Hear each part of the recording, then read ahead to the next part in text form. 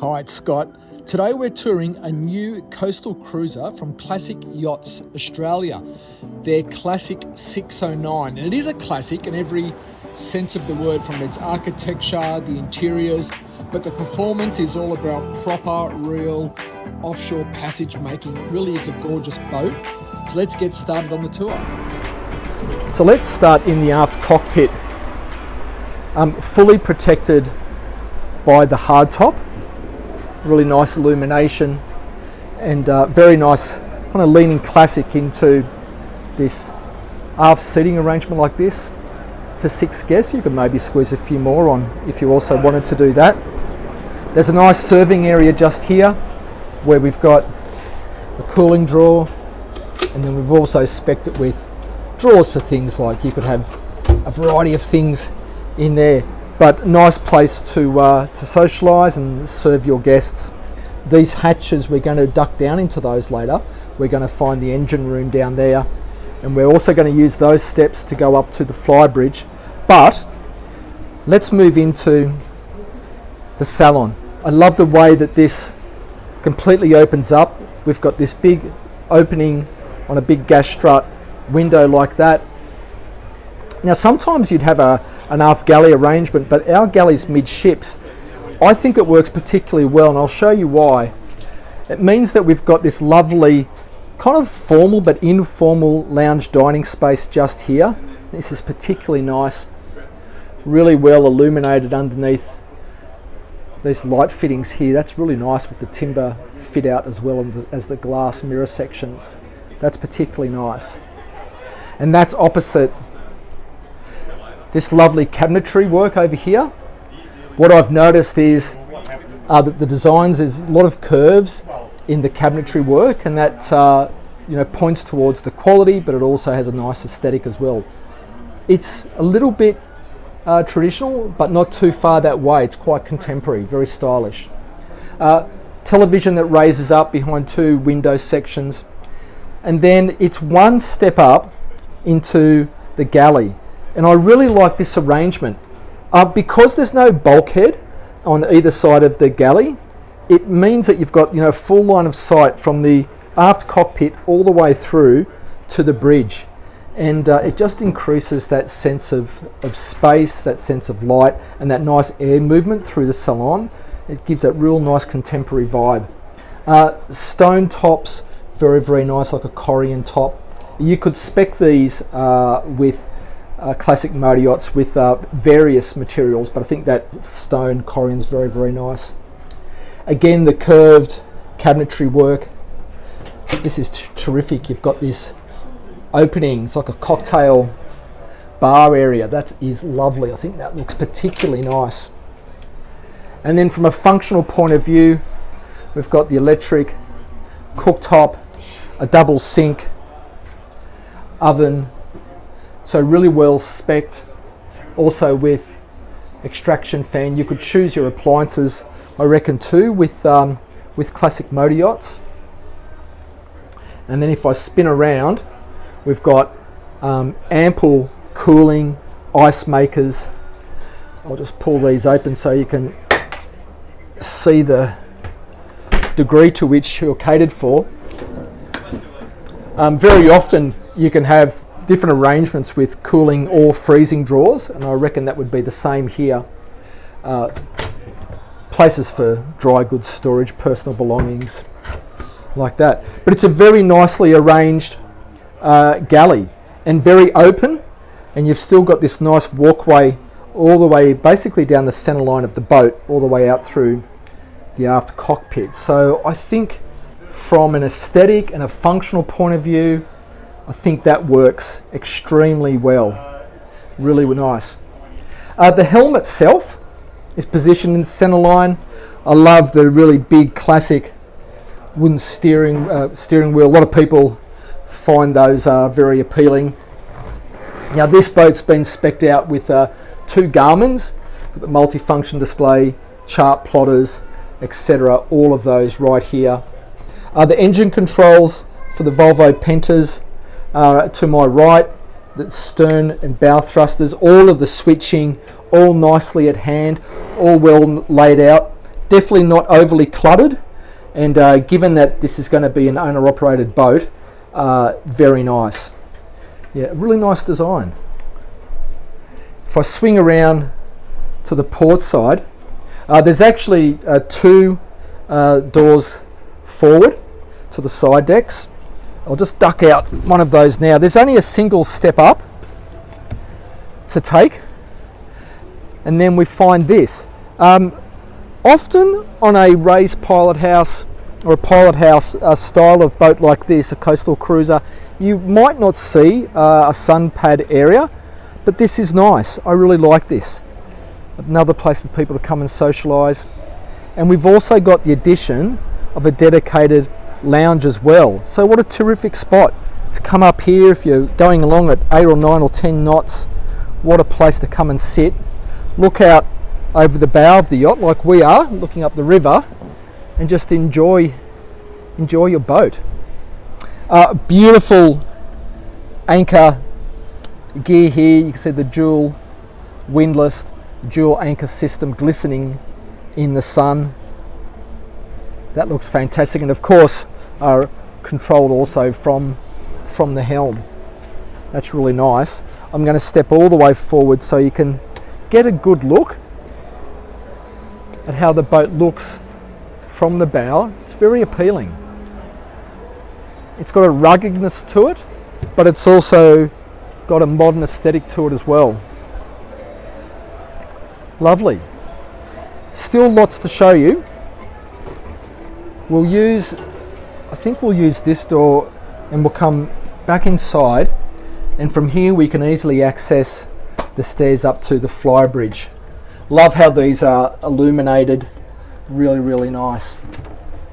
That would look nice at night through this hatch, then up to the Flybridge. Now this can be partitioned off like that is there, so if the weather isn't quite as nice as it is today, you can zip that down, enclose it with the clears, and create a pretty comfortable space up here. But let's take a look. Two helm chairs, of course the captain's right in the center line. That's a commanding view straight out over the bow like that. Lovely. And we've got essentially the same navigation, instrumentation and controls that we had down in the pilot house up here as well. So this would be my place if the weather was compatible. I'd be up here heading along. Fantastic. There's also another captain's chair just there for your companion. I could see this being a very popular choice for couples, probably couples who've had a boat previously and are looking to upgrade to something with more capability, maybe a little bigger. I think this is going to be popular in that sense, and so having two helm chairs like that makes a lot of sense.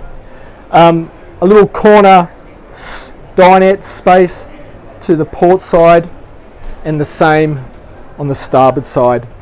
That's very nice as well.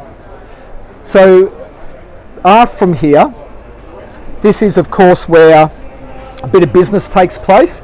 You can see here we've got a steelhead crane, so definitely this would be the place you'd be keeping your tender. Look, I'm going to guess you'd get probably like a 3.5 metre tender off here, or you might choose to go with maybe one smaller tender, a personal watercraft, or maybe a couple of personal watercrafts. I reckon you've got the space to accommodate your choices up here. It's a good size, and it's also a place where you can come and prepare some food if you want to put some lounge chairs out here. We've got an electric grill, a sink, and I reckon you could spec this out with some more refrigeration from the factory. Talk to Classic Motor Yachts, I'm sure they'd spec it to your desires. But I'll come all the way back so you can get a good sense of this space. It is built to go exploring, and that's the capability. It's lovely. There's access down to the aft cockpit from those stairs. I think what we'll do is we'll move back this way. I just noticed the refrigerator here that I said you could probably get the boat spec'd with. It has been spec'd with a fridge, so look, they've thought of everything. I like that design, very discreet. So we'll go back down.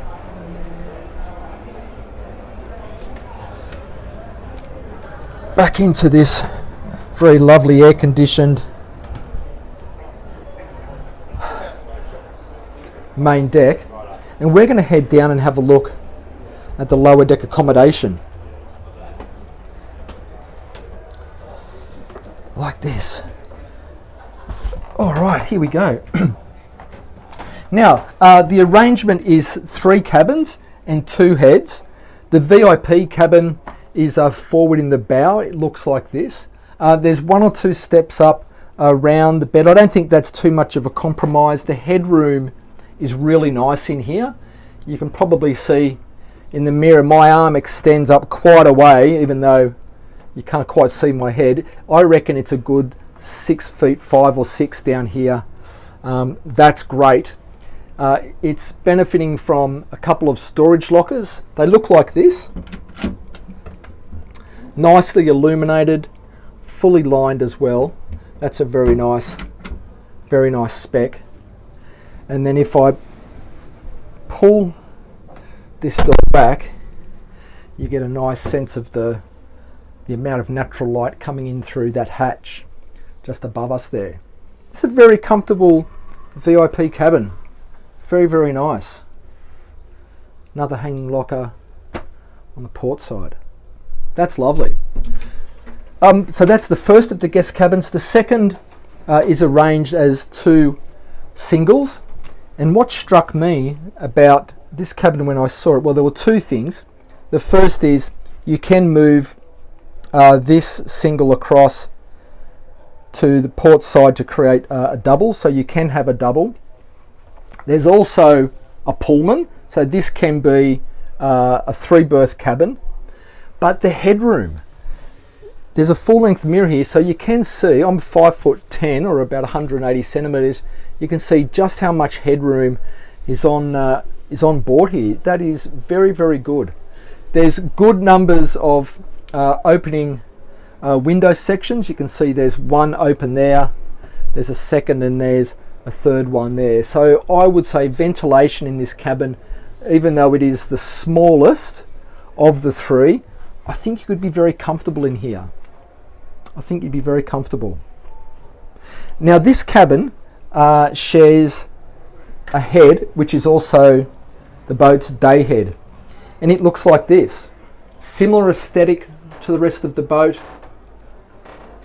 a lean towards classic, but a contemporary execution of that. Nice Corian stone, vitreous bowl. It's a very nice spec. Those floors have been finished well. And then if I come all the way in, maybe I'll sit on the loo so you can see this. There's a good size separate shower stall as well. Good rainwater, or rainfall, not rainwater, rainfall shower head, plus a Wandon mixer, and that one closes off. So here, this is the day head as well as the head that services the VIP and the guest cabin that we just saw. So that means that the 3rd cabin is the owner's cabin, and that one is down here, 2 steps down, and those 2 steps give us a nice amount of headroom. It's the full beam of the boat, as you would expect, and very large opening port side windows on both sides, so it does fill up really nicely. Even though we've got a boat next to us at the show, it does fill up with natural light really, really well. We've got a nice good size hanging locker here, and then there's a little chaise lounge, or a little lounge just next to us here. And then if I take a seat, you'll get a good perspective of how large the rest of the cabin is. AV equipment, speakers throughout, and then over here we've got another hanging locker, and we've also got quite a lot of storage like this. It's very nice. This section opens, and so that then has an illuminated mirror, so that's a very nice feature as well.